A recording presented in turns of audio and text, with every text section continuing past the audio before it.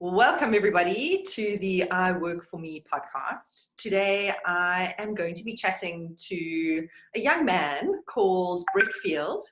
He is very interesting and dynamic in that he has something like 9 businesses flying around, which he's going to tell you all about on average. Who knows, maybe some more, maybe some less in these interesting times. But I am super excited to chat to Brett and find out exactly how he manages all of this, how he got started, and hopefully he can inspire someone out there to also do the same and just live life to the max and run businesses around that, because I think that is Brett's philosophy.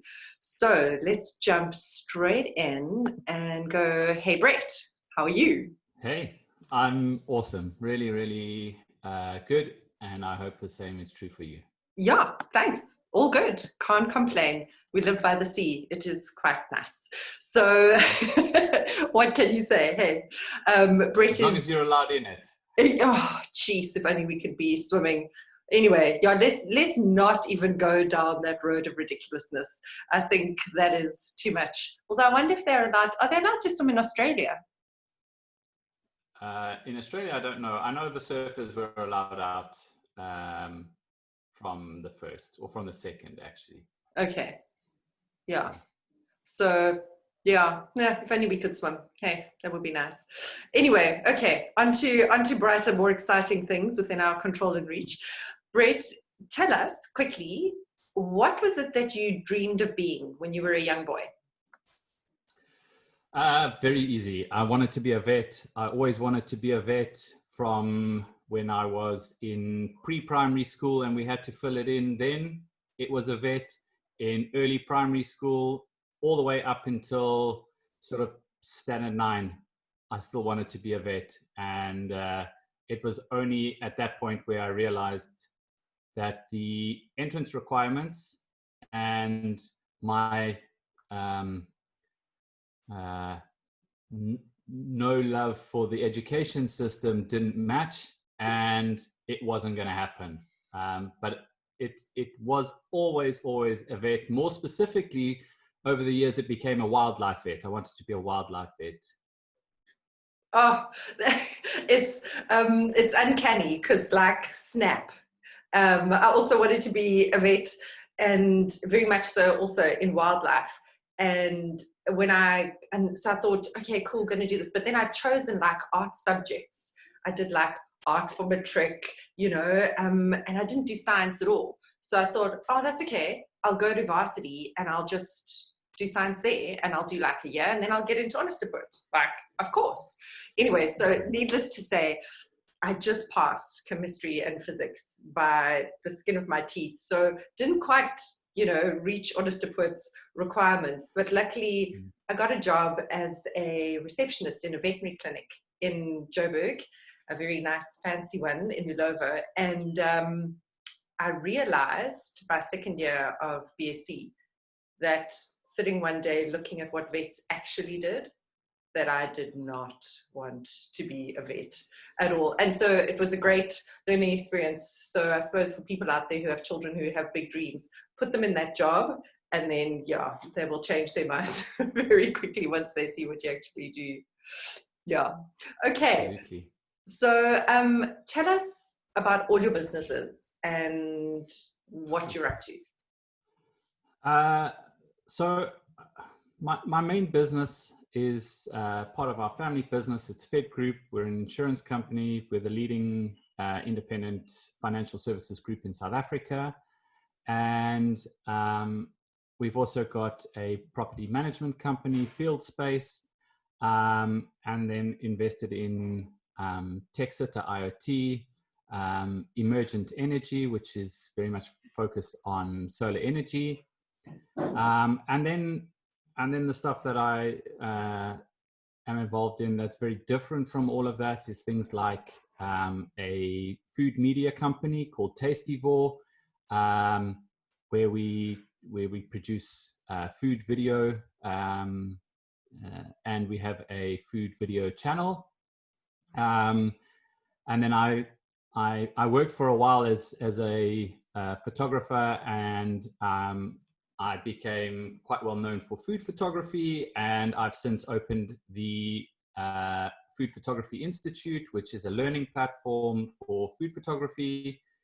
And I still shoot food photography commercially as well. I got a nutrition company called Zoink Nutrition. What else is there? Your podcast. My podcast, yeah.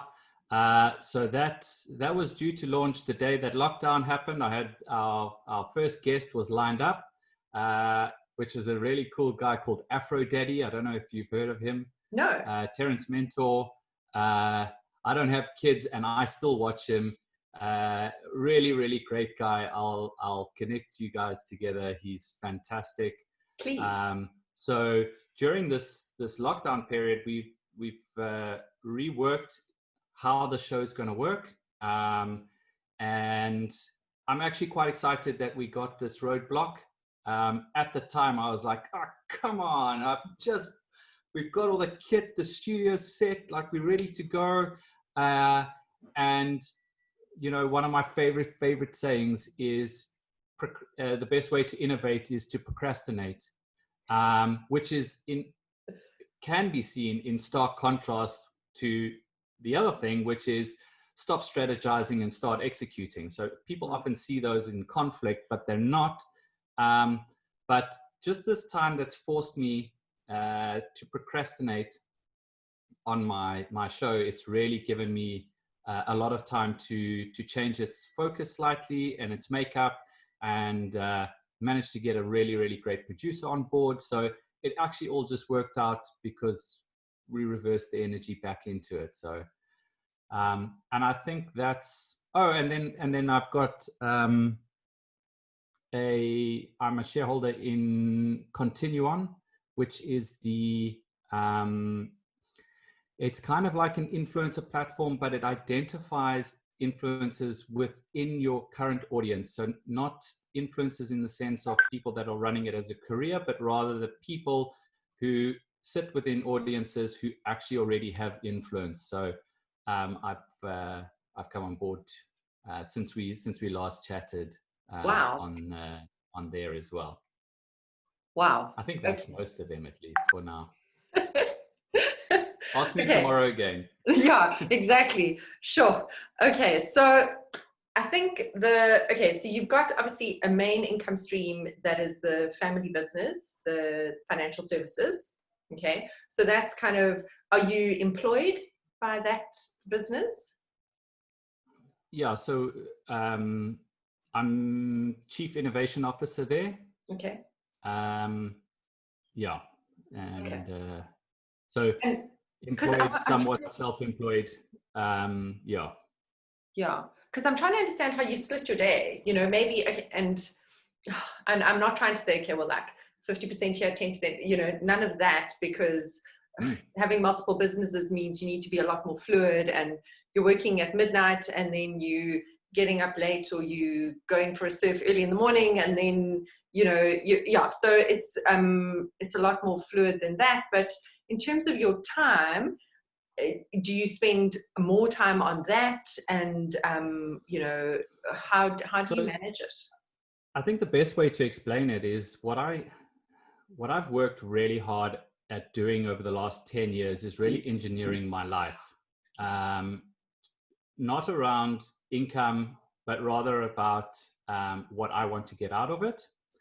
And what I did is I did a lot of research and a lot of trial and error and testing around my own life and my own productivity, so that I could hack my own life. Okay. And what I learned very quickly is I just worked out what I waste time on. And you can go into any business, you can go to anybody's life, you can go anywhere, and you'll very, very quickly see just how much time is wasted. Things like my absolute nemesis is email. You would have already seen that, because as soon as we got connected, it was WhatsApp, because the person who connected us knew that I didn't work on email. When you sent me an email, you dropped me a WhatsApp to say that it's there, which meant I searched your name, found your email, dealt with your email, closed my email again.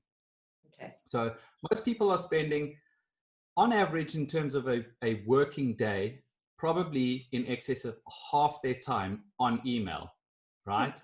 I think at the moment, if I have a quick look here, I've got over 22,000 unread emails that are synced to my phone, right? So I don't care if there's little red numbers on the corner of all my apps. Every single one of them has it, and most of them have all the notifications shut down, because I rather I never start my day with email. I'll go in probably once a day, and then as and when prompted. And when I go in, I will scan it like really fast, because I see deleting emails that are worthless or don't need my reply or anything. That is a waste of time. I'm not even going to sit. If I take 5 seconds to do 22,000 emails, just to delete them is going to take too much time. So I don't even bother deleting them. So I went down to that level of granularity to really find where my productivity is, and then changed the workflow. I just erased this idea that you work 9 to 5 and that you have a lunch break, and that we use the tools that we use because that's what everybody does. I just absolutely threw all of that out, and I said what works for me and what makes me the most productive. And I wake up early. I'm typically working at 4 a.m. Not because I'm trying to just be one of these workaholics. I wouldn't say I am a workaholic at all, if I'm honest. Some might disagree, but I guess it's what you call work and what you don't. But that's when I'm very productive, and the rest of the world's still asleep. So I will go in and I will smash out everything between 4 and 8 a.m. I'm 4 hours in by the time most people are waking up. And at that point, I might decide, well, I'm going surfing now. I'm going to go surf for an hour, or I'm going to go ride motocross because the track's open on a Wednesday morning, and on a Wednesday morning, it's free. Nobody else is there. So I get the joys of being able to do the things I love, not during the periods when everybody's condensed doing it, and that's true for my work and my leisure. And as a result, I have opened up productivity, as well as if the people that I work with know how to communicate with me effectively, and they know not to bother me with things. I empower every single person that I work with exponentially. I give them immediate power to make decisions and absolute psychological safety, because without those two things, it requires me coming in all the time. Most of those businesses that I've spoken about, I have very little interaction with, and I also keep my interaction level at the part that I enjoy. So I don't have to be the CEO of all these businesses. I don't even have to be the boss.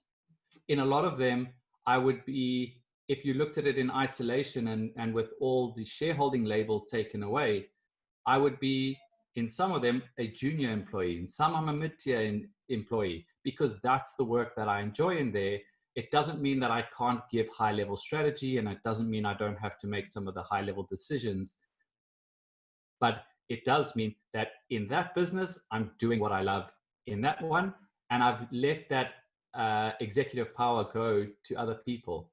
And that's very brave, because I've worked with a lot of control freaks, and usually the founder or the business owner, and they love to control everything to the minutia, and I find it very disempowering. So even as a consultant, when I come into a business, if I'm doing some marketing consulting and I see other people and how they have to interact with that person, so from the outside it's easier to see, and it's incredibly disempowering. So kudos to you that you don't feel the need to own and control.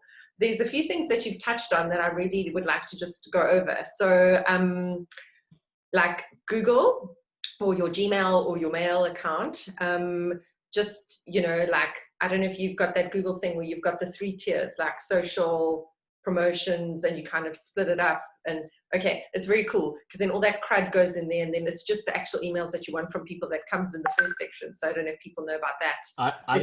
I don't want most emails people send me. It's the truth, though. It's the Most truth. email is absolute nonsense. The problem is what happened is we got a really great productivity tool called email, but it came in the late 90s, and we're using it over 20 years later in the same way that we did this 20 something years ago, and we've got better tools now. So different businesses run on different tools and workflows. But you know, the best still is, for me, is WhatsApp and phone calls.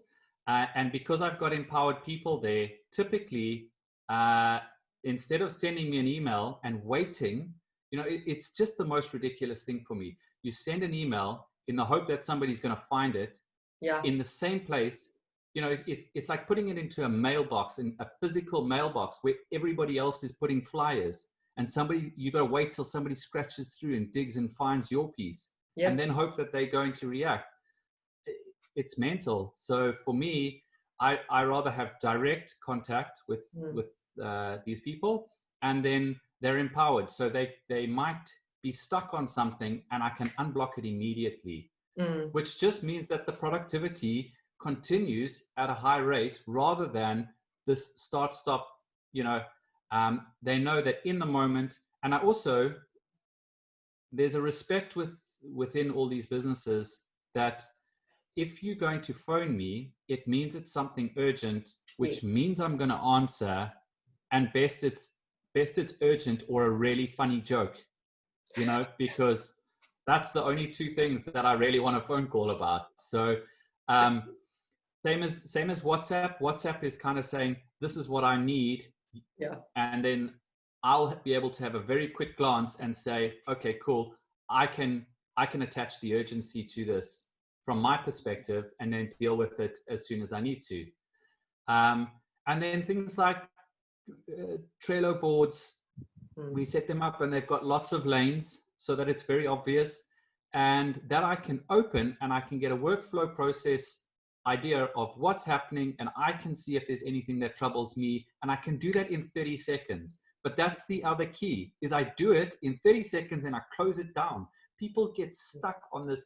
They want to open everything up. They want to read everything, and they want to ask questions. And I get so much joy by watching empowered employees do what they're supposed to be doing and take increased or get increased confidence and take increased decisions, and I see them fail all the time, and then we unpack that and we see why it happened, and then it you know, they don't do it maliciously or whatever. Not to say that that never happens, and when that happens, that's a disciplinary type scenario, and you deal with it completely differently.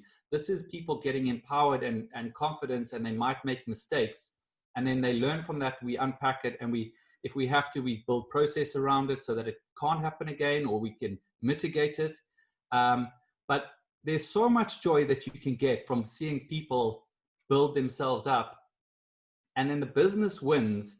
And it's very tempting for a lot of people, especially the higher you go up, to try and justify yourself rather than bring the team up and say, you know, this team of mine is incredible. You guys don't even need me. And they know they need you, but you know, that idea that here's my team, and I'm proud of them, and they do amazing work. And if they make a mistake, then they can all stand behind me because I'm there, and I will defend it, and I will take that knock. You know, praise goes upwards, but when it's coming down, then that rests with me. And I think when you've got empowered teams and an empowered leader, then that actually works, and they feel protected, and they know that they can go, and you just cannot lose. But when you get that idea that you have to go through everything and you have to be part of every decision, you become so ineffective that you're just stalling everything. And what most people get done in an 8-hour day, I largely can get done in probably 2 hours. Mm-hmm. And the best analogy I've ever heard to prove this sort of concept was from Tim Ferriss. And it's this idea that when you're at university and you've got a big project and it's due on the 15th of June. So now I know I've got 10 days, right? And if I spend 30 minutes for 10 days, well, then that's easy. It's 5 hours over the next 10 days. That's really not a lot of work. Mm. Okay. But then I get to the 15th and I'm like, oh shit, I had no idea. I'd completely forgotten about it. It's due in 2 hours, right? And you can get it done in 2 hours. And you were going to take 10 or 5, whatever it was. And now you can do it in a fraction of the time. But you also can't work like that all the time. So I like this idea of really hard bursts where we absolutely smash out work and then step back and take a breather. It's okay to go walk on the beach at 11 o'clock. You don't have to wait for a lunch hour. We've had meetings on the beach sometimes just because the change of scenery immediately changes it. Or we might choose to go and sit in the middle of the city because that's a better environment for what we're doing. So it's all these sorts of things. Sorry, I've just waffled on, but I've forgotten what the question was. I don't even know if I've remotely answered it. You've answered on multiple different levels, and there's a few really interesting things in terms of you obviously have worked in teams and kind of know how to structure teams or businesses from the ground up, which is quite exciting. I'm allergic to staff, so I prefer working with other consultants. So I like experienced people who know what they're doing, and I outsource, and then I am very happy to pay good money for excellent service, and I know what I'm getting because I'm using a professional. But that's me. But it doesn't lend itself to helping to grow a big business, So I see my fault there. So you've obviously been involved in growing businesses from the ground up and building up these teams. What would be like, say, 1 or 2 things if people are thinking about where they're going to need staff? What are the things to kind of that immediately come to mind about building a team from the ground? I know you've said, be that leader that is at the forefront and that your staff can stand behind you. I have been at a meeting once with the guy I was consulting to, and he was in trouble with the person that was the client, and he blamed it on me. And I just couldn't actually believe it. I was too young and too stupid. And I just sat there and I was like, I don't believe this is happening, and like completely untrustworthy. I would never work with that person ever again. So, I love that in terms of taking a stand. If you're going to lead, for damn it, and you stand up for your people. And then also in terms of empowering. So teaching people how to do things correctly and efficiently from the start. Don't walk into the office at 9 and then leave at 5 and expect to fart around for 8 hours. Like, no, rather, do your work when you need to do your work and make it happen, and please go home early. So, so those are the 2 things that I got out of what you were saying earlier. But anything else that you would add in terms of building a business or a team from the ground? So I've got lots of other things. So my best one is stop reading CVs, damn it. Please, people. CVs are absolute bull. I don't read them. I haven't read them. I refuse to read them. When I'm sent them, I don't read them. And it's because what we've got is, again, it's a historic thing where people had to gather this information. They didn't have an effective way to communicate, and often there was distance, so they would pass it on, that give you a summary of things that they've done to try and get an interview. Now, if I want to have an interview, I'm going to send you something, a link. We're going to have a chat, and I'm going to work out, do you fit into the team? For me, it's 100% psychology in the beginning. Does this person fit into the team? Are they going to be the right type of person? Do I see this person being somebody that I can, one, have fun with? Are we going to work in a fun environment? That's critical for me. I would argue that there isn't an industry on earth that doesn't do better when their employees are having fun. So that for me is a number one. And then there's jobs, maybe they're a dev and they have to be able to program in certain languages because that's the technology stack we've got. Fine. Then what I do is, it's pointless me interviewing them. I find the person within my team or network, so it might not be in my team, but my team or network, to give them a proficiency test. Yeah. And a hard one, right? And then I get that person to report back to me. And that doesn't mean that if they failed the proficiency test that I don't hire them. It means I might hire them with the and say to them, look, but you have to now study this and this. And if I've got the right person with the right attitude, they're going to do it. And not only that, they're going to do it under the tutelage of the people that are already within my ecosystem. And they're going to be speaking the same, it's one thing to be coding the same language, but you're not necessarily speaking the same language. So even when it's highly technical, you want to make sure that people are being hired for who they are, not just what they know. Education's for free these days. They can learn anything. So I take personality over skill every single time, and it's always worked.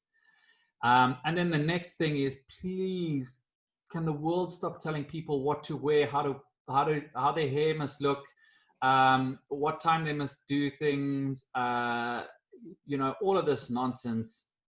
We see now there's this trend floating around the world, and I say floating because that's all it's doing, where there's these PR spins that says, our so-and-so department is allowed to wear board shorts. Okay, if that's the case, then I'm not going to do business with you unless the person sitting across the room from me is sitting in board shorts, because I know it's bull dust. Yeah. And these sorts of things just drive me mad. I think if we're telling people how they must dress, then we're extracting what is the most beautiful and highly sought after resource, which is people's individuality. You can't say diverse teams when you might have diversity of race or gender or those sorts of things, but you're telling all of them how they have to dress in the morning. I mean, come on. Yeah. Don't even tell kids how to dress. You don't tell anybody how to dress. Things like, we've still got people being turned away because they've got tattoos. I mean, it's 2020. I don't care if somebody's got their face tattooed, the whole thing. I don't care. Their hair can be whatever color they want. Like, I really don't care. And those sorts of people that are being turned away still, even if the person who turned them away doesn't realize that it was their own inherent prejudice that pushed them away from that candidate, what they throw away is the most creative, most innovative, and most strong charactered people, and they lose every time. And then there's people like me who just try and lap them all up because they're the best people. They're the most interesting, which doesn't mean that you have to now have face tattoos and blue hair to get a job with me. It just means that is irrelevant. It doesn't matter. So I think that for me is incredibly important. I've got no. I mean, I go to the office in shorts and barefoot. I have for years. I don't like wearing shoes. I wear slippers in winter, and I wear barefoot and I'm barefoot the rest of the time. So that's what works for me. That doesn't mean that somebody else sitting in the same team of the same business can't wear a 3-piece suit and look like Barney Stinson from How I Met Your Mother. Like, that's fine. Yeah. You know? Legendary. Absolutely. So, yeah, I think this idea of control and what also comes with that is this freedom to be the individual really builds a team with psychological safety at its core culture. This buzzword, psychological safety, really worries me, because corporate specifically and a lot of businesses talk about like, oh, you know, it's really important, and they beat the drum, but they don't do it at their core. And it really creates a very unsafe and sort of environment where people are trying to please rather than trying to be their best self. And while this is starting to drift into some wishy-washy stuff, when you actually start and you actually learn how to harness some of that, you won't believe how teams fly and how they collaborate with each other, because they know that they can, and they know that everybody is celebrated for being who they are and what they bring to the table. And they know that they can speak up. You just got to look at some of these international campaigns that have cultural insensitivities built into them that they just nobody saw. And I go, well, you know, there's a strategic agency, digital agency, creative agency, client, PR agency. The client's got at least 3 levels. You know, they've got a marketing manager, a CMO, CEO, or the executive. You know, we're going through like almost 10 layers, and nobody saw it. Yeah. You say what you like, guaranteed, without having to see anything else, guaranteed there's zero psychological safety there, because there wasn't one person in all of that mix who felt safe enough to go, guys, there's a problem with this campaign. I know we might be $1 million in, but there's a cultural insensitivity here that's going to blow up. And not only that, it's not okay. I'm not okay with this. You know, so yeah. I think it reminds me of that. No. It reminds me very much of that H&M campaign. I don't know if you remember when they put up their big billboards. Perfect example. And I was just like, wow. Yeah, I mean, the girls are beautiful, but they are very pale. And really, that's not our country. Like, that's not a representation. But you're expecting people to come into your store and buy your stuff, but you don't represent us. So like, yeah, that's an exact one. And that is big agency, big brand. And it's like, wow, so missed that one. Yeah, exactly. And it does speak very much to that thing. And I think when I've been chatting to a lot of the different businesses or business owners, or, you know, individuals who run their own companies, and, you know, asking them why they started working for themselves. And often it starts that actually I stopped with my corporate job or whatever, and I looked inside and I wanted to see what was my core value and then build on that. And I think it's very hard to replicate that in a corporate environment, because the business will have a core value. And if as a person you resound with that core value, then that's great, that fits, okay? But maybe, and then I think in a lot of the time, many of us don't resound with that business core value, or we find it lacking, you know, or vacuous.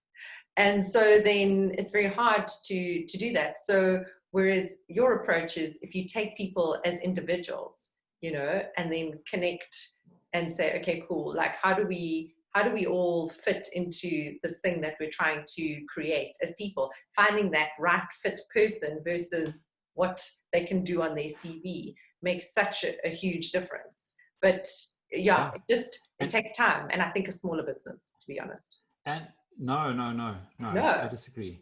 Okay. Yeah, I think what happens in big business is that there's often a disconnect. So there'll be these really beautiful values that really speak to anybody, and they tackle big issues, and they're beautifully written, and they really mean a lot. But what happens is people get disconnected from the company when they start to say, well, you say that, but then you put out a campaign that you just completely miss the point. Or you say that you're about people and yet you do this. Or you say that you're about transparency, but now I'm working in a department and I know that we layer fees on fees so that we can do this. Or you got caught out doing dodgy dealings. And then all of a sudden, everybody just disconnects and they go, but hang on, I'm being taken for a fool.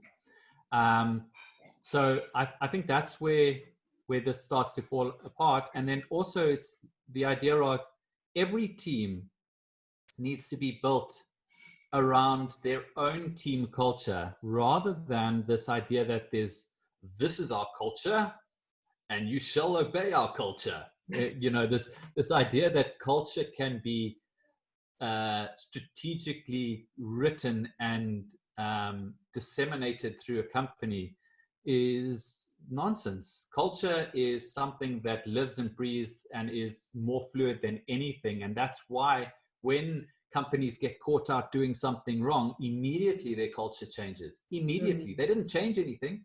They didn't change the wording. They didn't change what their core values are.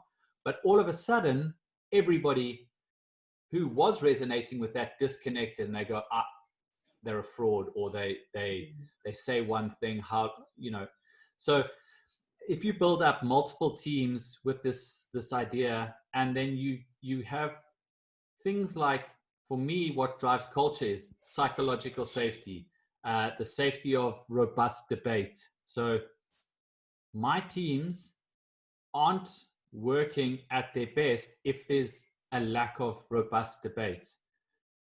I know this. It's something I look out for. I want to see people debating it, because that means they feel safe to bring up their opinions.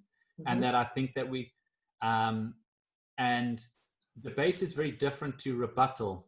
So we see this a lot in boardrooms where people aren't listening to each other. They're just trying to drive their point because they want to be seen as the leader in the room, and they want to be seen as the one who wins.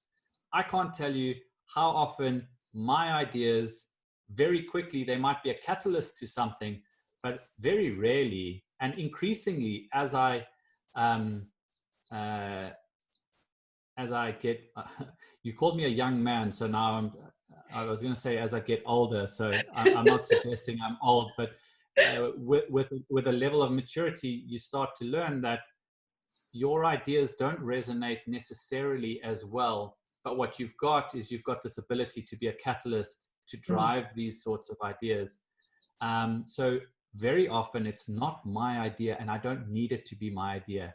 And that sort of culture builds nice teams. And if each of those teams has those sorts of safeties and dynamic culture within them, then they're going to work very well with each other. And that is when you get company culture.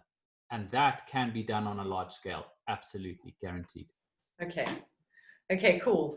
Boy, Vey, I tell you, it's been it's been a while. I've always ended up working in small businesses, luckily, and I would often try and send my CV through to big corporates, and get that big corporate job and career when I was younger. And I never did, or if I got the interview, I didn't crack in, because I think it's written all over my face that I just don't believe what you're saying. Like, I can see you're lying, and I just like, and it took me years to figure out that I think the problem with me, definitely, in that I don't resound with this because I actually don't buy into any of this. And I think, that is a huge issue. So if you're starting a business and starting a team, make sure you are going to be able to practice what you preach. It kind of connects also to, you were talking about influencers or brand ambassadors or whatever. very, very important. I mean, we've seen how things like, I grew up with Michael Jackson, and he was amazing, and his music was and is amazing. But now we know he wasn't a very nice person. He was a bad person, or whatever, however you want to label Bill Cosby. it. No, he had issues. He was a person. But you create these demigods out of human beings. Tiger Woods. Pick one. The fallen celebrities, and it's very tricky to maintain that as an individual brand, and then as a corporate. So if one person can't even do it for themselves, you can imagine the trials and tribulations of doing it as a business. And a lot of that centers around the idea of power. So all the individuals you spoke about are powerful individuals, in the same way that big corporate businesses are often very powerful in what they can and can't do, as well as what they can and can't get away with. And this is when they get caught out. You see that there's typically at some point an abuse of power. And I think that's why empowered teams relies on the power of the team as opposed to the power of the leader.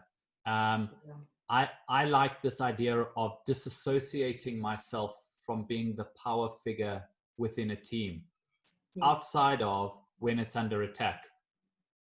And only at that point, that's when I put myself on the front line and I stand up front. Because when you do that, it's everybody's power. And then they will call each other out if somebody's thinking of doing something wrong, or that's in the fringes of ethics or whatever. And it will self-regulate. But it's very much around the psychology of power. Yes. And power, gosh, we could do a 2-hour podcast on power. so yeah. But power is, well, we know what power does. It does good things and bad things. So yeah, but just to change topic, I want to find out, I'm curious about your podcast. What is your podcast about? How did it come about? And also, in answering that question, I'd love to know about how, because I think a lot of people would have gone through this experience where just before lockdown, they've started something new. I've spoken to so many people who said, I was just about to launch X, or I had just paid my first month's deposit rental on my shop and I was about to open the doors, and lockdown. And so I loved your approach and your attitude when you said, okay, cool, hands off, procrastinate, let's think how this can evolve and be better. Whereas I think some people might have ended up in a place of desperation and fear and anxiety. So yeah, just talk me through why podcasting and what you're doing, and how then, when you were cut off at the knees, you managed to shift your mindset. So podcasting for me is absolutely the future of media. Podcasting and influencer marketing, by far the most undervalued media that there is. And I still get people saying like, oh yeah, but you've missed the YouTube train. And I'm like, guys, you've got no idea. We haven't even started on this.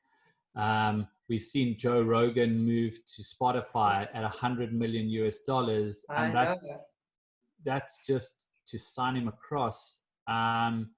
So that's been probably the biggest podcast move that I can remember, and that happened 2 weeks ago, 2 weeks ago. Mm-hmm. So I believe in the media.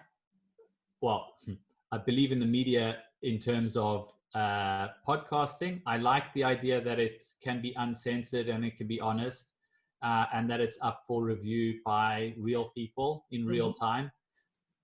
So I fell in love with the media, the medium maybe is a better word. In terms of what I'm looking at getting out of it, or creating as my show, is very much based around, in essence, a lot of what we're talking about, but this idea that change the success metric from being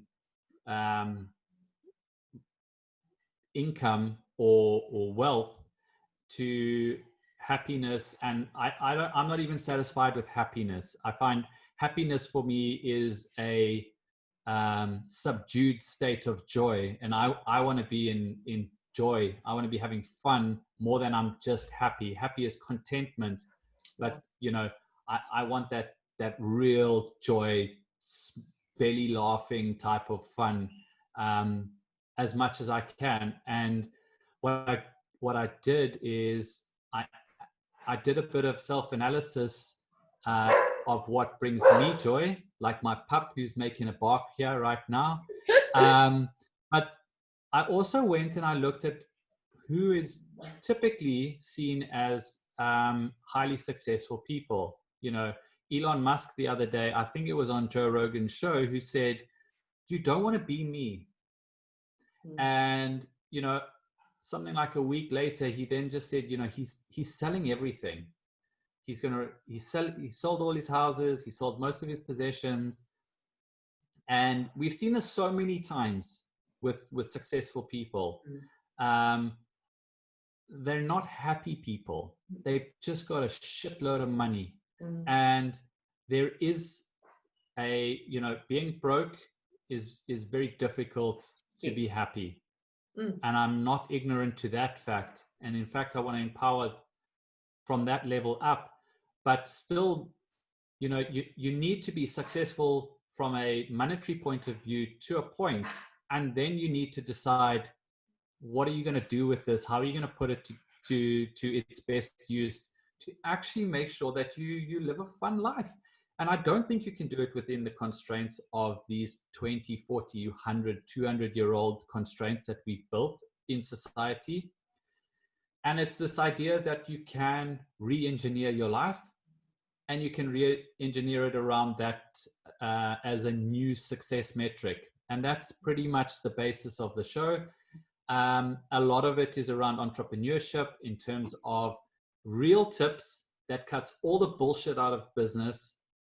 Things like, all the time wasting and the constraints, and how you can build businesses that are successful, that don't take up all your time, and that the time that you've given yourself, you can put to use elsewhere. And, for me, it's very much, if you have a look at a lot of the businesses I've got, they all fit within what I do. It's, I built my businesses around, what do I spend a lot of my time, effort, money, resources on already, So when I started to go, right, I want to be fit, I'm sick of being, dad bod, no kids, no excuse. So I was like, I want to get fit, and I did. And then I started a nutrition company because I was like, I'm not paying somebody else so much for these sorts of supplements, and I want to know where they come from. Right? So, and I want to know that they're doing good in the world. I'm not okay with just buying it. So, and if I do that, who else can I empower within my network? So that's an example of how I built something around that. And a lot of the businesses are done around that. I love teaching food photography. I shot food photography. I walked out of the boardroom and I started photography.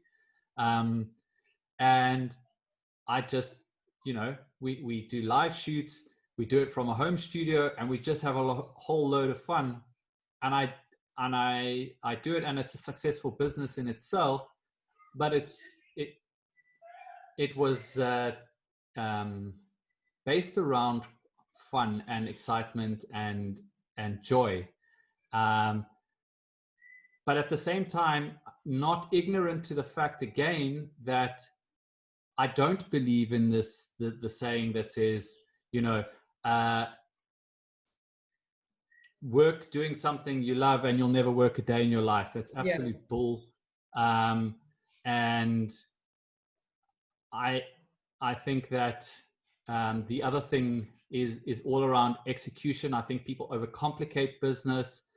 It's being made over the years to be something that's very, very complex. And it's, most of you can't do this, but don't worry, we got this for you. You just come work for us and you know, and I want to break down a lot of those barriers and say, well, 100 years ago, that may have been true. But now you want to start an e-commerce store. What's the time? It's 11, like you can have it up in 20 minutes. Done. Finished. Stop messing about on your logo and your business plan. I've never written a business plan in my life. I've never read one. I think they're nonsense. They're worse than CVs in my book. So it's very much that, and about really helping people build businesses that bring joy to their employees, themselves. And I think if we start to build on these sorts of ideals, we start to change society in the same way that I say that if you build the right teams, a big corporate can have an underlying or overarching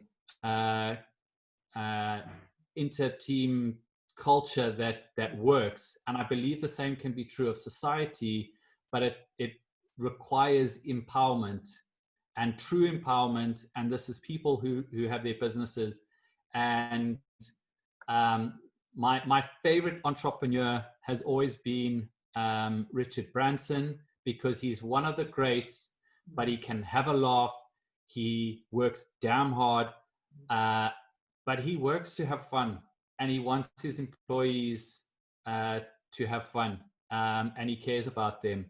And I think when you get that type of leader with humility and good business sense, like and a true culture, that's how you start to change the world. And I think we've relied on this idea that we can give to charity or pay increased tax, and those people will look, you know, they failed us every single time. And I'm saying, well, let's start to try and look at it differently.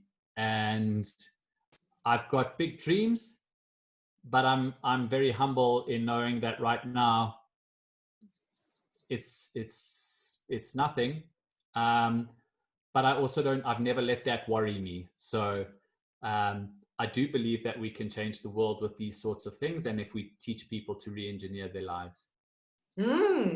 So many delicious things. Okay, so what I take away from what you said, and is that one, yes, business plans. The last time I did a business plan was at business school, and I also have not. I get into the driving seat and I go, how do you work this thing? Okay, let's go. And I think, and I must say, with every new venture that one takes on, I think it's best not to overthink it too much, because otherwise you are put off. Like, that's what I find. Like, if I think about a business too much, then one is put off. So just kind of climb in. And exactly. Someone said to me, it's like you build the parachute, you throw yourself out the plane, and then you build the parachute on the way down, and whoop, then you land, and it's fine. I've got another analogy for this one that I've sort of built. It's like dating, right? So boy meets girl, or boy meets boy, or girl meets girl, or neutral meets neutral, whatever. Or however it works. They meet each other and they go like, oh, this could be a good idea. In the same way that you have an idea for a business, like this could work, I wonder, right? And then, you know, you probably do a little bit of research. You ask some questions. You might have a little look on their Facebook. But if you were to delve into the level of insight that two married people have after 20 years of living together, nobody would marry each other. They'd never get there. They would never have the relationship. And it's because they'd be seeing it with the wrong lens. And they would miss out on the beauty of a 20-year relationship. So it's the same thing with business. It's like at some point, and the earlier on, you go, you know what? It feels right. This person makes me feel alive. They like, there's something, I don't even quite know what it is just yet, but I'm ready to find out. Yeah. That's how you start a business. And that for me is almost the, it's the vision. It's like something feels great. Something's making me feel good here. I'm going to chase that. And I think if you chase that in business, rather than going, let me just see everything that's going to be wrong. It doesn't mean you should be blind to anything. So it doesn't mean that if this person's ex still lives with them, that you don't go, well, I'm not so sure I'm entirely happy with that. It doesn't mean you need to have blinkers on. It's the same thing. Like if you go, ooh, hang on, this legislation might be an issue and it looks like it's going to pass, you might delay it. So it's not about being, rose tinted glasses, but it's also about going, you know what, this just makes me feel great. And I think we've got something here. I'm going to start executing. I can always stop. And I love that analogy, and it resounds with me because I have been, the last time I dated was the beginning of the century. So I'm still with that guy. I mean, poor guy, you must see him now. But it is exactly like that. I can so connect. It's that initial like fuzzy feeling, oh, so excited, and then you dive in and then you figure it out as you go along. And that really I like that, and I think people should look at it like that. And if you haven't got that initially, like, what are you doing? Change, move on. And the next part of the analogy actually works in terms of you then as a couple, you would then integrate your friends, which is how networks build. And then you would get shared friends, and then and that's how you build teams, in the same way that you pick your friendship groups. So you pick them very carefully, and you pick different people within your social circles for different reasons, and some are more for one partner versus the other, and there's a lot of different dynamics. But that whole team, at a birthday or a wedding, you see it all come together, and that is the same way you build culture. And for me, I can't understand where the disconnect came, because in the same way we build these teams and groups in our social circles, we somehow thought it happened differently because it was business, and that's bullshit. Yeah, that's so true. That's so true. But what I've found is that people wear a different face at work sometimes. Often because they have to. They have to. Women dress like men, a very feminine woman would dress like a man in order to feel equal to men and to get the level of respect that she is seeking from a regime of men. And what that actually says is that team in which she works hasn't empowered her, hasn't given her a level of safety, and I'll guarantee you that her remuneration isn't equal. Definitely. And that so if you fix those things and she still wants to wear a suit or a whatever, brilliant. But if she wants to wear whatever the hell else she likes, she should feel safe to do that. And that's when teams are working. So, people do arrive like that, and they do that because they have to, because the system is forced them to do that. But we've had people that arrive suit and tie. I mean, I'm thinking of one guy in particular right now, day one, suit, tie, shiny shoes. Now it's, cap, often a vest, and shorts and slops. Because that's how he wanted to dress. But on day one, coming in, but very quickly he realized, like, oh, okay, hang on, like the guy interviewing me here isn't even wearing shoes. I had no idea that was going to happen. But very quickly realized that he can be whoever he wants to be, and that not only that is, he must be whoever he wants to be. Mm-hmm. So when the teams are built correctly, even people coming in with, it's like you've got this scar, this damage, because somebody's damaged you, previous experiences damage you.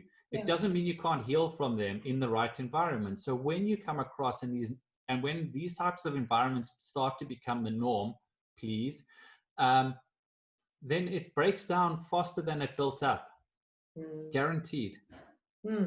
Yeah, and talking about damaging, it reminds me a little bit of, failures as well. I wanted to ask you,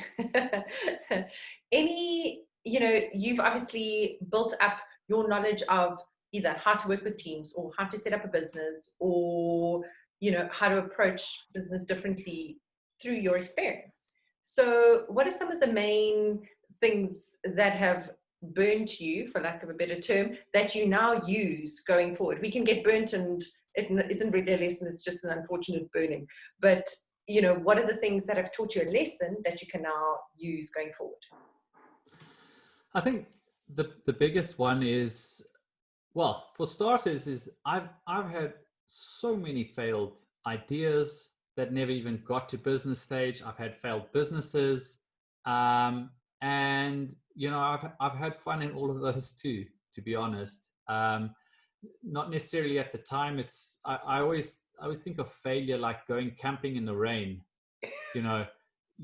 You hate it while you're there, and yet it's the ones that you remember. You can go camping 100 times. It's only going to rain once, and that's the time you're going to remember, because that's the one that built you. That's the one that made you fix things, and it's always going to be the one that stands out. And it's much like that for business. I was young, and I decided I'm going to build a property company, and I thought I had saved a load of money, and I very quickly learned, even though up front I was like, cash flow's king, I had it drummed in from when I was a real young boy, and yet I had no idea what managing a substantial cash flow meant, and how quickly it fails. And it was bootstrapped in the beginning to manage cash flow, and all of a sudden it was like we'd do a deal, and then we were up, and then we would conserve as much of that as possible while still trying to grow the business. And then we just had 2 or 3 months that were down, and that was it. Close up shop, the end. Wow. So I learned there to understand cash flow, especially in businesses where it ebbs and flows by the very nature of its offering. I've learned so many lessons. I'm trying to think of some other ones off the top of my head here. But I've also learned a lot of wonderful lessons from businesses that didn't necessarily scale or become anything substantial. I learned about people and psychology. My love for psychology actually came from when I worked as a photographer. I left corporate life for a while. There was a personal circumstance that meant I wanted to be at home. And as a result, I was now sitting at home, and I became bored within an afternoon. And I was like, well, I have to do something. What do I really love? I'd always loved photography, and I'd always done photography. And I decided, well, this is something that I can do from home, and it was my real sort of start there. And I learned there that I learned humility at its core, because I went from being an executive where just the people that you interact with, because they know what you do and they often look to you for support or answers, to being an absolute nobody. Nobody cared. It was such a different industry that I was an absolute nobody. And the first couple of weeks, I was kind of like, well, I'm not okay with starting from the bottom. This is nonsense. And very quickly, I learned humility for real. And then I was like, okay, so this is what it is. But then what I did is I found who's the top photographer in South Africa. I went and did his course, and I phoned him up and I was like, listen, what are you doing? He's like, I'm about to go and do a tour of London. I said, cool, I will pay out of my pocket to fly with you to London and I'll carry your bags. Brilliant. And he's like, okay. And there I was carrying like bags through the tube in London and running up and down, where just a month before I was sitting in a boardroom, you know, and that level of humility has always stuck with me. And it's just the most beautiful lesson from not necessarily a failure, but an extreme change that put me into that situation, as well as just learning to ask. You know, it doesn't matter who you are. If you ask, people love to help. And that's what this guy did. And still today, we've become really great friends, and he helps with one of my businesses now, you know? So, and then, yeah, I learned how to deal with people in that industry as well, because that's all you actually do. Photography is more about psychology than it is anything else. Even food, it's the psychology of taste and deliciousness rather than the technical ability of the photographer. And it taught me to disassociate the technical with the emotional and people, and how everything is about people. So that was arguably the most beautiful lesson of my life, learning how to understand and communicate with people on all levels, because it became what I'm about. Yeah. So yeah, I think those are my, I mean, I've had micro failures daily. And I've got so many businesses that I tried and failed. I've had some that had success, scaled. We had a startup where we were looking at doing iBeacons, which would link an iPhone, not an iPhone, a phone with a physical location. So this was, you know, it's almost like GPS without having to be outdoors, which meant that you could navigate on a vertical. So if you're in a multi-tiered shopping center, you'd be able to get, by walking past, clicks could say, this is our special for now. And then you walk past the coffee shop and it's like, if you come in now, you can get a free cappuccino, whatever. So, and we went through an accelerator. That was quite exciting. I'd never been in an accelerator before. And I learned how to hack together. I mean, I'm not a dev at all. I'm a creative. And there was three of us, and we managed to, none of us were techies, and we managed to hack together an app. We got a Apple developer license. We got this app into the app stores, and it worked. And then we got one of the big four banks called us, asked us to set up a pilot. So, you know, we put a significant amount of money together, and we got the pilot done at their head office. Like, we were super excited. We had R500 million VC funding lined up from the States. I learned so many lessons there because we had a really great VC that we were speaking to, who taught me about leaving enough skin in the game for the people who are going to be working in the business. Otherwise, because, you know, we were saying, look, we want 35%, you take the other 65. He says, no, because it doesn't leave enough in it for you guys. The money stays the same, but I want 35. And it didn't make sense to us at the time. And then he spoke about, if you've got 65, I know you guys are going to work harder, so my money's safer. So that was a great lesson. So we had all this lined up, and what happened is we put all our effort into this huge whale of a client. You know, we're talking about R500 million. We would, you know, and we neglected the rest of our business. And the pilot just sat there 1 month, 6 months, 7 months. Guys, we're not going to survive. And it failed. And it taught me there specifically the lesson around be careful of big clients. You know, this we've seen in the advertising industry. Everybody wants to land their big client. And the problem is as soon as they've got that big client owns their agency. And a lot of them will leverage that, and they squeeze them for fees and things like that, and all of a sudden the business no longer makes sense. So in the media agency, we're very well protected against that now, but I learned that in a different industry. So all of these things I've learned in different types of industries, but they all come together as business and life lessons.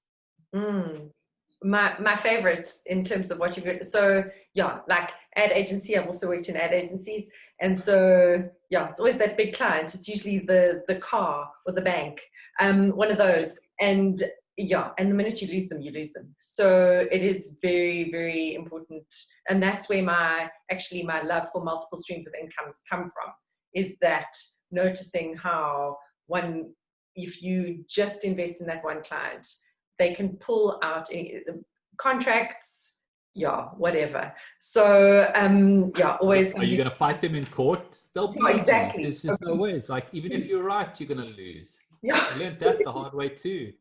Yeah. So really, just don't is really the learning. But I loved your take on humility, because I feel that has underpinned how you do business now. And just in listening to the way you speak about people and psychology, building teams, I think it really comes from that. That's your core value, humility, in the sense of that being less full of yourself. I like to think in life, every time one gets a little bit full of oneself, you get a little bit of a crack against the back of the head, and the universe says, you're not so special, hey? And you are given a little lesson. Some people, I don't know, it seems to miss them, but I like to think that hopefully I get that every now and then. If I'm feeling a bit too full of myself, I'm taught a little lesson. And it happens recently. I'm over 40, but I can walk into a boardroom and do a presentation with a bunch of suits.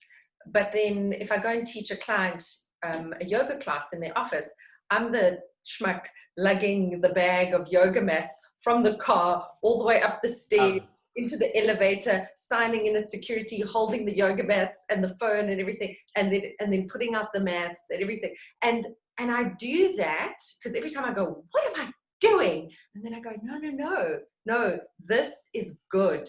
This is good. You're still just a person, and you also need to have a little bit of hardship to remember where you fit in the world. And so that really resounded with me. I think it's important to have that thing that you, I don't know, whether it's picking up dog poop, whatever it is that gives you that sense of humility, that you need to know that you're just a person at the end of the day, and like, don't get too in your head. Yeah, and I think why it's become easy for me is there is very few things in this world that makes me happier than being a catalyst to somebody else's success. I absolutely love it when I've been able to be part of, and not take credit for, but just knowing like, I've managed to assist this person into a level of success, whether that's as a business partner or as a member of staff or anything else. And I think when you start to get joy from other people's success, you don't need it for yourself. You don't need that success to fall on you. And that just makes humility easy. It makes it default. Yeah, absolutely. And it's great to lift other people up. What a joy, especially in our country where it's needed so much. So I hope you open lots more businesses, Brett, and hire lots more young, bright, brilliant South Africans and give them amazing opportunities, because I think they'd be very lucky to fall into your net and be trained. I'd be the lucky one, no doubt. Yeah, absolutely. It's two-way. Cool. Well, thank you so much. I think we're going to end off there. How do people get hold of you in terms of all your different businesses? What's the best and easiest way for you, because you don't do emails? So how should people get hold of you? So it's quite simple, and it's also one of my best business hacks. It's why I love influencer marketing so much. hit me up on the DMs on anything social. It's at I am Brett Field. And the reason I love this so much, as a last little tip there, is people put gatekeepers all through businesses, and yet there's very few people who don't control their social media. Yeah. So if you want to bypass gatekeepers, get into DMs. Couldn't agree with you more. Couldn't agree with you more. I mean, yeah, I'm assuming like people like Trump respond to their own tweets. So, so there you go. Everybody. Oh, fantastic. Thank you. Thank you so much. And I'm hoping we'll get to chat to you soon when lockdown is over and listen to that podcast of yours. So, but have a great weekend. Fantastic. And thanks again. I will do. Thanks so much for having me. I've had an absolute joy. Thanks. Bye.